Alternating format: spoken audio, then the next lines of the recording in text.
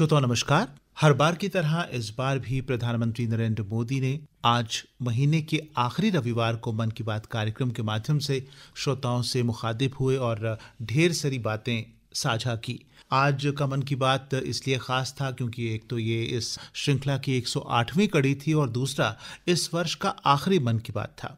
तो 108वीं कड़ी के बारे में बात करने और आज के इस कार्यक्रम में किन किन बातों को मोदी साहब ने उठाया, इस पर बात करने के लिए हमारे साथ स्टूडियो में मौजूद हैं प्रोफेसर M.K. वकार साहब। वकार साहब, आज के इस प्रोग्राम में आपका स्वागत है और मन की बात की 108वीं परिचर्चा में भी। जी, तो 108 को कितना आप पवित्र और कितना महत्वपूर्ण समझते हैं? हाँ, जगमोहन साहब बहुत शुक्रिया तारीफ कराने का।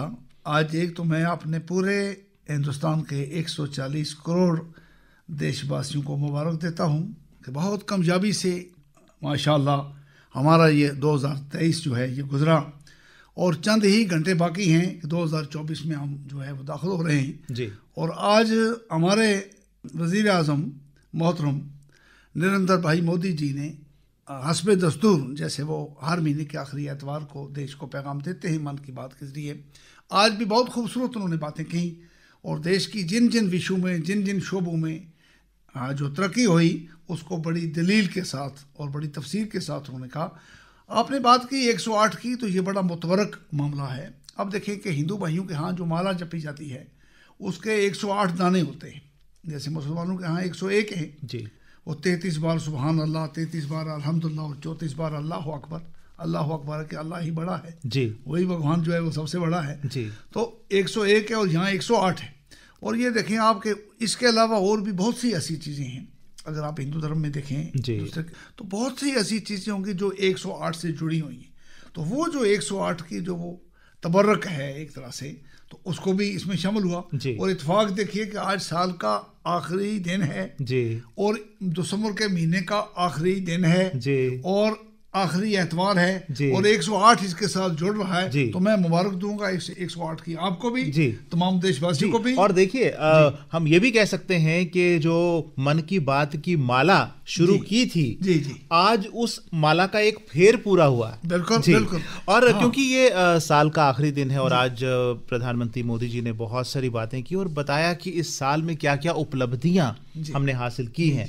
ये जो 2023 रहा है बड़े मायनों में बड़ा महत्वपूर्ण रहा और भारत की इस साल के दौरान छवि जो है वो बहुत मजबूत हुई, भारत का रुतबा जो है बहुत बुलंद हुआ, बहुत सारी चीज़ें। तो मैं चाहूँगा कुछ एक बातें जो आप जिक्र करना चाहें। कोई शक नहीं जगमोहन साहब के 2023 में हमने तकरीबन हर मैदान में वो तरक्कियाँ की कि बाकी जो देश हैं वो हमारी तरफ आंख उठा के देख रहे हैं जी। आज हमारा 140 करोड़ देशवासियों का सर जो है वो फख्र से बुलंद ऊंचा है, सीना हमारा चौड़ा हो रहा है जी। अब देखिए कि आप G20 को देखें कि वो किस कामयाबी से हमने किया। कई लोग देख रहे थे, कई शरीक होते हैं कि क्या करेंगे, क्या करेंगे। अभी बात यह है कि ये देश तो अभी विश्व गुरु बनने वाला है, तो इसको देखकर वो देख रहे थे और हमने ये किया कि G20 को जिस कामयाबी से हम करार किया जी। और कश्मीर के मामले में आप देखें कि कश्मीर में कितना वो कामयाब हुआ, मैं खुद उसका शाहिद हूँ, मैं बुलाया हुआ था, क्या हुआ था जी। तो बहुत खूबसूरती से हमारा जो एक तो ये G20 जो है ये चला।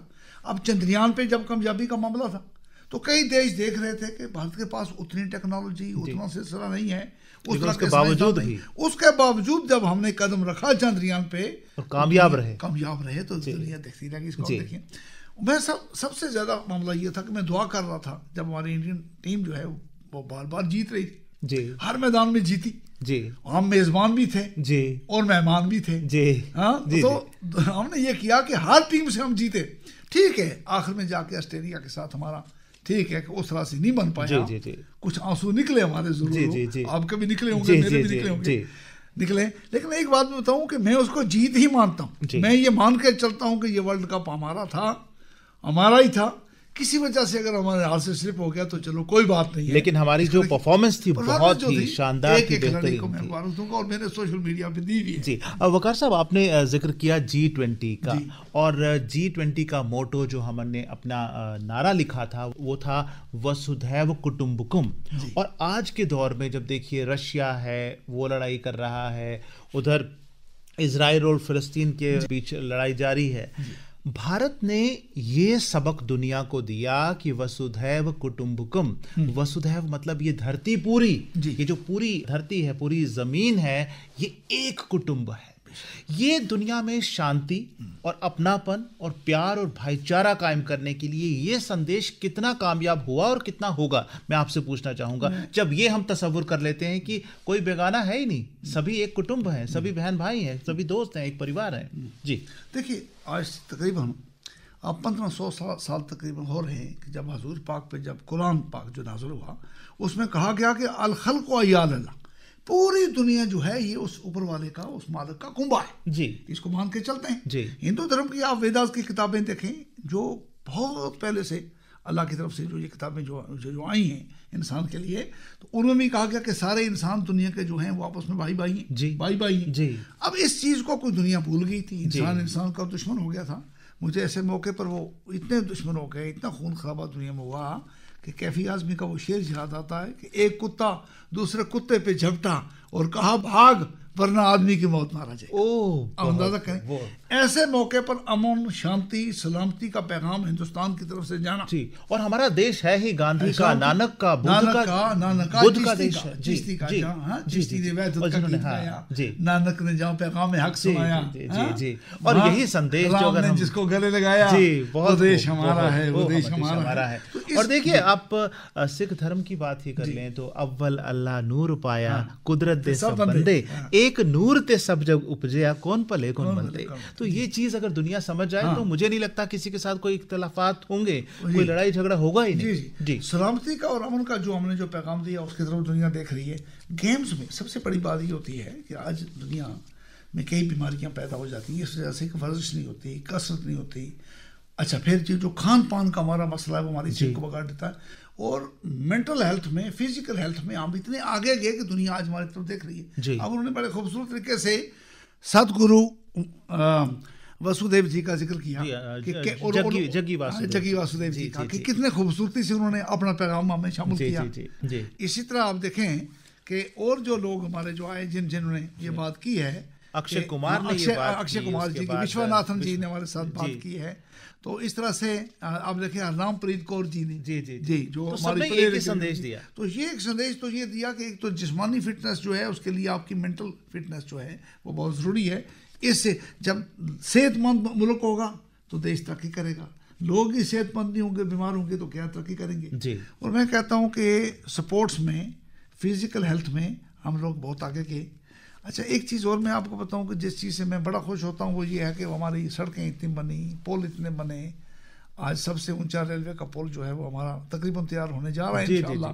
इस तरह की आप चीज़ें देखें, को सफाई सुथराई का कितना अच्छा काम हुआ। तो ये सारे काम जो हैं, सियासी इख्तलाफात अपनी जगह रहते, लेकिन एज ए प्राइम मिनिस्टर उन्होंने जो नज़रिया दिया देश को, जो कामयाबी का तरीका बताया, उसके लिए उनको मैं सद मुबारक देता हूँ जी।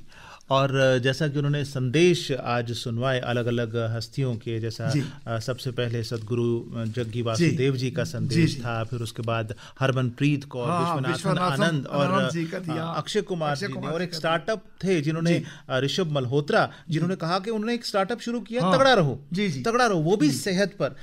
बचपन में जब हम पढ़ते थे तो हमें वो एसेज रटाए जाते थे, if money is lost nothing is lost, if health is lost everything is lost, है ना, वो रटा करते थे हम लोग। लेकिन वो भी तंदुरुस्ती हजार नियामत है, ये संदेश आज भी उतना ही जरूरी है।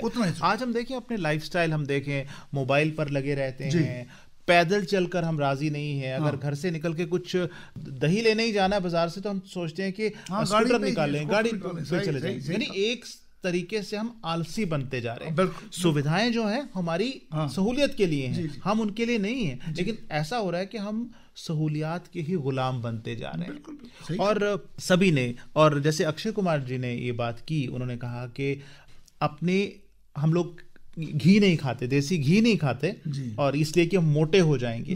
लेकिन उन्होंने बताया कि घी खाना जरूरी है, वो हमारे बॉडी को लुब्रिकेंट का काम करता है, लेकिन उसे पचाना भी जरूरी है, कसरत करना भी जरूरी है। तो मैं कसरत के लिहाज से मैं चाहूंगा कि आप कोई संदेश सुनने वालों को बताएं। मैं जगमोहन साहब को बताऊं कि सोशल मीडिया पे एक बुजुर्ग का मैंने इंटरव्यू किया, तो कोई 3-4 हज़ार लोगों ने उसको पसंद किया, सोशल मीडिया पे है। लोग कह रहे थे कि इनकी उम्र कोई कहता है 150 साल है, कोई कहता है 135 साल है, लेकिन मैंने जब हिसाब किया तो उन्होंने कहा 1914 और 18 की जो पहली जो जंग अजीम हुई तो उस वक्त कहा कि मेरा जो घर वाला था उसने वो लड़ाई लड़ी थी। तो मैंने आप अंदाजा किया कि 120 के नज़दीक होगी। जी। अब उस औरत की डेथ हो गई है, तो मैंने उनको बताया कि माँ जी आपने किया क्या, करती क्या है। उन्होंने कहा बेटा बात यह है कि मुझे याद आता है कि इतना मैंने आराम नहीं किया, रोज़ाना जितनी मैं चलती हूँ, जितनी मैं चलती हूँ, जितना खड़े खड़े काम करती हूँ, इतना मैं बैठी नहीं हूँ, बैठी नहीं हूँ। आज सबसे बड़ा आप देखें खाना बदोश लोग मारे जाते हैं पहाड़ों पे, ट्रेन कुरेज कहाँ तक बकरियाँ लेके जाते हैं, उनकी आप उम्रें देखें और उन लोगों की देखें जो कि और कोई बीमारी नहीं होती, कोई बीमारी नहीं होती, चलते चलते पहाड़ों पे चलते हुए उम्रें ज़्यादा, सेहत अच्छी और खान पान जो है वो तकरीबन अच्छा। ये है कि ये जो देसी खुराक है कि वो जो देसी हमारा गोबर था बजाय इन खाद के वो डालना, वो सब्जियां तैयार करनी, उससे क्या करना कि वो खालस दूध लेना, वो खालस घी लेना, खालस शहद लेना, तो इस तरह देश को मोड़ा जा रहा है। हालांकि ये चीजें आप भूली बिसरी दास्तान हो गई, ये अफसाने रह गए थे। आज बच्चों को आप बताएं कि देसी घी होता था, देसी दूध होता था, आज तो सारी चीजें पाउडर वाली हो गई जनाब।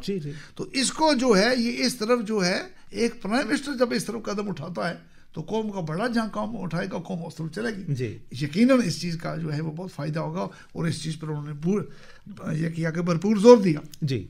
और देखिए जैसे बात करते हैं कि भारत ने अब विश्व गुरु बनना है, विकसित राष्ट्र बनना है, आज़ादी का अमृत महोत्सव हम मना चुके जब देश 75 साल आज़ादी के अपने मना रहा था, और अब लक्ष्य तय किया गया है कि जब 2047 में जब हम 100 साल अपनी आज़ादी के पूरे करेंगे तो इंडिया एक डेवलप्ड नेशन होगा, एक विकसित मुल्क होगा। विकसित मुल्क तब तक नहीं हो सकता जब तक एक एक आदमी मजबूत ना हो, विकसित ना हो, आत्मनिर्भर ना हो। इसके लिए ज़रूरी है कि हम अपनों की तरफ ध्यान दें, वोकल फॉर लोकल हो। अगर हमने कोई कुर्ता खरीदना है, कोई कपड़ा खरीदना है, कोई चीज़ खरीदनी है, तो हम इंपोर्टेड खरीदने के बजाय अपने मुल्क में तैयार की गई देसी चीज़ खरीदें जो हमारे लिए अच्छी है। तो ये जो वोकल फॉर लोकल होना कितना ज़रूरी है, और जो भारत ने इस चीज़ को पहचान के इसकी ओर जो काम किए जा रहे हैं उसके बारे में मैं चाहता हूँ कि आज तक दुनिया याद कर रही है कि राष्ट्रपिता महात्मा गांधी जी ने चरखा काट के अपने हाथ से सूत काट के उन्होंने अपना ड्रेस बनाया और ड्रेस पहना, और कुछ लोगों ने उनके देखा देखी और भी कुछ लोगों ने ये किया। ये एक पैगाम था कि हमारा ये जो देसी खजाना है ये इस्तेमाल किया जाए, ना कि हमें दूसरों की तरफ देखा जाए, वो जो चीज़ें जो हैं उनकी तरफ ना देखा जाए। तो ये एक बहुत बड़ा पैगाम है। उससे सादगी आएगी, बचत होगी, जिस्म भी बचेगा और जान भी बचेगा, पैसा बाहर माशरा भी बचेगा, और हमारा पैसा जो है वो ज़ाया नहीं होगा। पैसा हमारा जो है वो हमारे देश में रहेगा, वो ज़ाया नहीं रहेगा। और आज देखिए हम दुनिया की 5वीं बड़ी अर्थव्यवस्था इकोनॉमी बन चुके हैं, और लक्ष्य है कि अगले कुछ सालों में हमें तीसरे नंबर पर, तीसरे पायदान पर आना है। तो इसके लिए मैं चाहता हूं कि आज प्रोग्राम सभी सुन रहे हैं, नौजवान भी सुन रहे हैं, तो आप नौजवानों को क्या कहना चाहेंगे कि अपनी चीज़ों की तरफ कैसे जुड़ें और क्यों जुड़ें? मैं प्रोफेसर की हैसियत से अपने तमाम शागिर्दों को और देश के तमाम नौजवानों को ये पैगाम दूंगा कि वो देसी चीज़ें इस्तेमाल करें, सादगी अपनाएं, देसी जो है वो सादा अपना खान पान करें, सादा लिबास पहनें, और सबसे बड़ी बात यह है कि आप उसमें मोहब्बत से मिलें। इस मौके पर मुझे हजूर पाक नबी पाक की एक हदीस याद आती है जागमन साहब, कि इंसान, उसका मफहूम ये है, अरबी में है हदीस, उसका मफहूम है कि इंसान जब इंसान को देख कर मुस्कुराता है तो वो सदका है, जैसे उसने सदका कर दिया, जैसे उसने कोई चीज़ गिफ्टेड कर दी। तेरी अल्लाह मुस्कुराना मामूली बात है, रास्ते और मुस्कुराएंगे तभी जब आप उसके खैर ख्वाह हैं, जब उसके खैर ख्वाह होंगे तब मुस्कुराएंगे। अस्सलाम वालेकुम तब कहेंगे। आप जब अस्सलाम वालेकुम कहते हो तो बहुत अच्छा लगता है, बहुत अच्छा लगता है, और दूसरे की सलामती की दुआ करते हैं। अगला कहता है वालेकुम सलाम, आप पर भी सलामती हो। तो ये सलामती जब हम एक दूसरे को हम दे रहे हैं, दूसरे को देख के मुस्कुरा रहे हैं, तो हमारा ये सीना भी साफ होगा, चेहरा भी साफ होगा। तो मन की बात जो है, जब मन साफ होगा तो मन की बात होगी, तो मन साफ नहीं होगा तो मन की बात नहीं होगी। जी। और देखिए उन्होंने तन के दुरुस्त या ठीक होने के साथ साथ कहा है कि मानसिक, दिमागी तौर पर, दिमागी तौर पर ये नहीं कि हमें कोई परेशानी हो तो हम दिमागी तौर पर कमज़ोर हैं या बीमार हैं। दिमागी तौर पर तंदुरुस्त होने का मतलब है हमारे ख्यालात जो हैं वो पाक, साफ, स्वच्छ हैं, अच्छे हैं, किसी के लिए ईर्ष्या नहीं है, किसी के लिए द्वेष नहीं है, किसी को नुकसान पहुंचाने की हमारी नीयत नहीं है। तो जो दिमागी पाकीज़गी है ये कितना ज़रूरी है वकार साहब? मैं आपसे सबसे ज़्यादा ज़रूरी दिमागी पाकीज़गी कि हमारे मन में, हमारे दिमाग में किसी के लिए कोई क्रोध ना हो जी। देखिए, दूसरा आदमी अगर गलती करता है तो बताया गया कि उसको मौका दो, एक दो, दूसरा दो, तीसरा दो, समझाने की कोशिश करो। ये जो फौरन अदले बदले की जो बात होती है, यही सारी बर्बादी होती है। मन साफ होगा तो सब कुछ साफ होगा, फिर सारी नफरतें, सारी कुदरतें दूर होगी, मोहब्बत आएगी। तो मोहब्बत फातिह आलम जी, मोहब्बत, हाँ जी, फातिह आलम, मोहब्बत जो है उससे दुनिया फतह हो जाती है, प्यार से दुनिया फतह होती है, तलवार से फतह नहीं होती। अच्छा, मुझे जगमोहन साहब एक बात और याद आई कि बहुत खूबसूरती से, और जो बात मुझे आज सबसे ज़्यादा आई वो चूँकि मैं खुद शायर और अदीब हूँ, तो सावित्री बाई फुले जी का उन्होंने जो जिक्र किया उनकी शायरी का, उनकी पोइट्री का, कि इंसानियत को मिलाने वाली नफरत दूर होगी, ये जिक्र किया साहब ने कि उनकी ऐसी शायरी है जिससे नफरत दूर हो रही है और मोहब्बत फैल रही है। अब इसी तरह जगदीश त्रिवेदी जी का तो आज मुझे पता चला, ये मेरे इल्म में नहीं था जी। और मन की बात से मन की बात से ये बहुत फायदा हो रहा है कि जो काम करने वाले कहीं ढके छुपे गुमशुदा रहते रहे हैं, जिन्हें हम अनसंग हीरोज कहते हैं, उनकी बातें उजागर होकर सामने आ रही हैं। इस गुजर बकरवाल कम्युनिटी में मौलाना अजरी साहब के बाद में पहला शख्स था जिसने पीएचडी किया था जी। तो मैं बताऊं आपको कि पीएचडी करते हुए आज मुझे पता चलता कितना मुश्किल काम है, कितनी आर्क्रेजी का काम है, कितने रिसर्च का काम है। तो 3 पीएचडी है वो शख्स जी। जगदीश त्रिवेदी साहब ने 3 पीएचडी की और 75 किताबें लिखी जी। तो ऐसे आदमी को तो सलूट किया जा सकता है। और जगदीश त्रिवेदी जी की जो बात की, उन्होंने जो किताब लिखी जिसका जिक्र प्रधानमंत्री जी ने किया, वो social audit of social service, और उनका जो जज्बा है वो कितना प्यारा जज्बा है। उन्होंने अहद किया कि 2017 में जब मैं 50 साल का हो जाऊंगा, उसके बाद जो भी कमाऊंगा मैं खुद पे खर्च नहीं करूंगा, समाज सेवा पे खर्च करूंगा। और करोड़ों कर दिए। और प्रधानमंत्री ने बताया कि 9.25 करोड़ के करीब। और उन्होंने हिसाब भी बताया कि 2022 में उनकी जो टोटल आमदनी थी वो 2,35,79,674 थी। और पूरा यही हूबहू अमाउंट उन्होंने हॉस्पिटल्स पे, स्कूलों पे, एजुकेशन पे, दूसरे कामों पे खर्च किया। तो ये जज्बा, ये तो अल्लाह का लाख लाख शुक्र है कि अभी हमें, हमारे इस देश में, हमारे वतन में ऐसे दर्द वाले लोग जो हैं वो मौजूद हैं जी। अहले दर्द के वास्ते पैदा किया इंसान को जी, वरना अताद के लिए कम न थे करोबियां जी।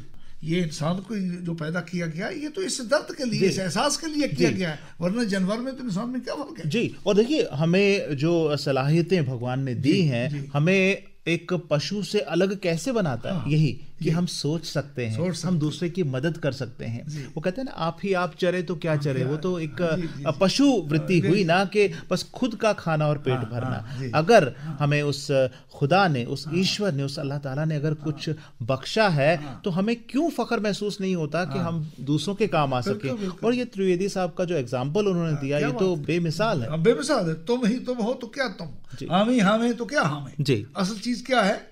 असल है कि इंसान से जुड़ा रहे। देखिए, सुई का काम जोड़ना है, कैंची का काम काटना है जी। और ये है हमारा सब देशवासियों का, अगर सुई का काम हो जाए, एक दूसरे को हम अपने साथ जोड़ेंगे, मोहब्बत से जोड़ेंगे, प्यार से जोड़ेंगे, और देश की मिट्टी से जोड़ेंगे, देश की खाक से जोड़ेंगे, तो इंशाअल्लाह जो 2047 होगा, जब हम गोल्डन जुबली मना रहे होंगे अपनी आज़ादी की, तो दुनिया फख्र से हमारे तरफ देखेगी और हमसे सबक सीखेगी, जैसे पहले भी सीखती रही है जी। पहले भी दुनिया। और आपने बड़ी अच्छी एग्जांपल दी सुई और कैंची की। तीखी वो भी होती है, सुराख काट वो भी सकती है, खून वो भी निकाल सकती है ना। लेकिन कैंची जो है वो काटेगी, दूरियां लाएगी, बांटेगी, लेकिन सुई जो है बिछड़ियों को भी जोड़ने का काम करती है।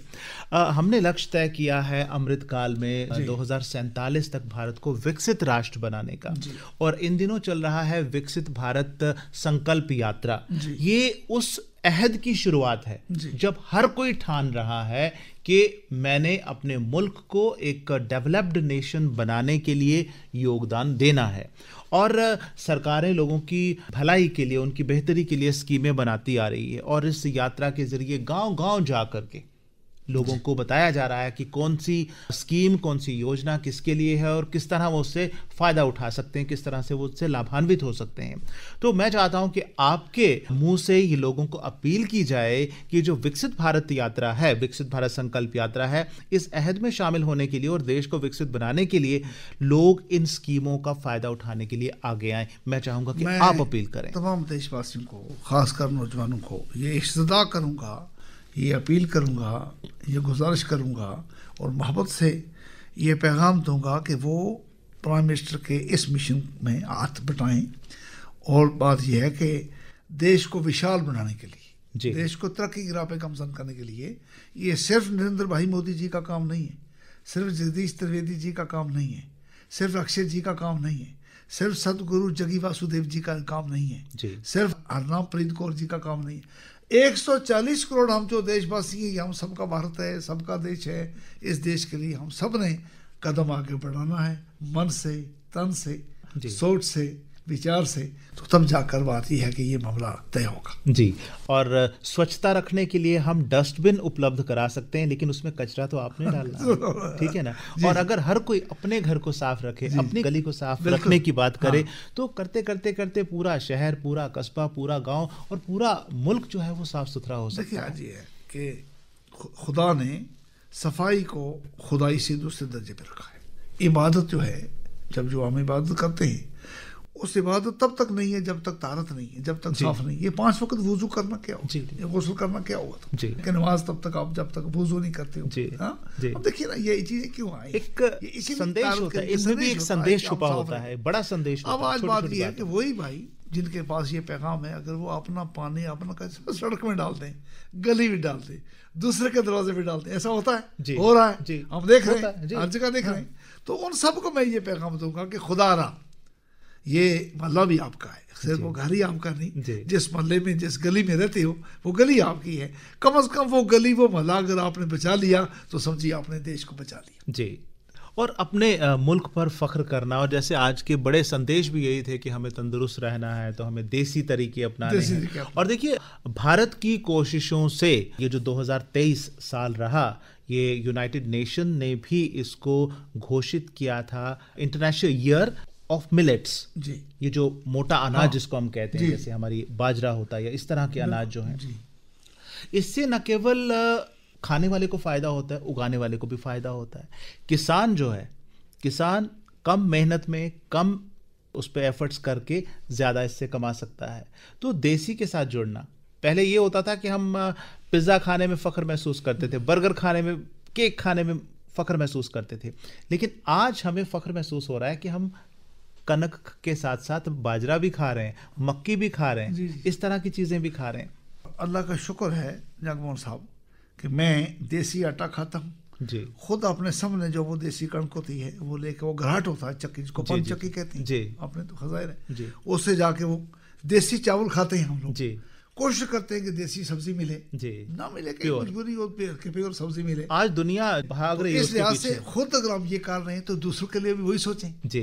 अपने लिए जो सोचना वो अपने भाई के लिए सोचना है। तो सबको ये पैगाम दूंगा कि वो ये बर्गर, पिज़्ज़ा, जो चीज़ें सेहत को ख़राब करती हैं, जो मन को ख़राब करती हैं, और जो इंसान खाता है उसके जज्बात भी वैसे हो जाते हैं, ठीक है ना। जैसा अन्न वैसा मन, जैसा अन्न वैसा मन जी। तो प्योर खाइए, प्योर खाइए। तो इस तरीके से ये है कि हमने जो है देसी की तरफ आना है, उससे किसान को फ़ायदा होगा, हमारी मिट्टी को फ़ायदा होगा, हमारे नौजवान को फ़ायदा होगा, हमारी बच्ची को फ़ायदा होगा, हमारे बुजुर्ग को फ़ायदा होगा जी। और आज क्योंकि इस साल का आखिरी दिन है, कल से 2024 शुरू हो रहा है, तो नए साल के मौके पर हर कोई अहद करता है, कोई रेजोल्यूशन करता है, प्रण करता है कि मैंने ये करना है। और हम तो यही चाहेंगे कि सुनने वाले सभी ये अहद ज़रूर करें कि अपने अंदर पवित्रता लाएंगे, प्योरिटी लाएंगे अपने खान पान में, अपने सोच विचार में, अपने व्यवहार में, और अपने रोज़मर्रा के जीवन में कसरत करेंगे, ताकि हम एक तंदुरुस्त जीवन खुद भी जी सकें, और सभी तंदुरुस्त होंगे तो हमारा मुल्क भी तंदुरुस्त होगा और मुल्क भी आगे बढ़ेगा। जितने लोग अभी तक विदेशी चीज़ें जो हैं वो खाने जो खा रहे हैं, या जो ज़्यादा आराम करने के आदी हैं, या जिनकी आपस में भाइयों के कहा सुनी फैमिली में भी होती है, मोहल्ले में होती है, आज ये ऐद करें कि हम 2024 में दाखिल हो रहे हैं, अपने एक तरफा माफ़ कर दें। जी, जिसने आपके साथ कभी ऊंचा बोला, आंखें दिखाई, अपनी तरफ से माफ कर दें उसको, अपनी तरफ से अस्सलाम वालेकुम कह दें जी। दूसरा ये है कि हम तमाम विदेशी चीजें छोड़ के देसी चीजें खाएं, आज से ये खाएं, मुस्कुरा के एक दूसरे को मिलें। तो इंशाअल्लाह 2023 में हमने वो कामयाबी के झंडे गाड़े के दुनिया हमारी तरफ देख रही है। अभी जिक्र हुआ चंद्रयान का, हुआ क्रिकेट के मैच का, हुआ G20 का हुआ, इसके अलावा एशियन गेम्स का हुआ, प्री एशियन गेम्स का हुआ, कितने मामले हमारे जो हैं वो सामने आए। तो 2024 में यकीनन हमारा देश और तरक्की करेगा और ओलंपिक्स आ रहे हैं, ओलंपिक्स आ रहे हैं, तो कहीं ऐसा ना हो जाए कि हम पीछे रह जाएं। तो जाहिर है देश ने तो आगे चलना है, देश आगे चलेगा, हम देश के साथ कदम से कदम मिला के सारे चलेंगे, सारे जहां से अच्छा हिंदुस्तान हमारा। तो हम बोलें इसकी ये है गुलस्तान। जी प्रोफेसर साहब, मन की बात की 108वीं कड़ी पर बात करने के लिए आपने समय निकाला, हमारे स्टूडियो में आए, आपका बहुत बहुत शुक्रिया। शुक्रिया।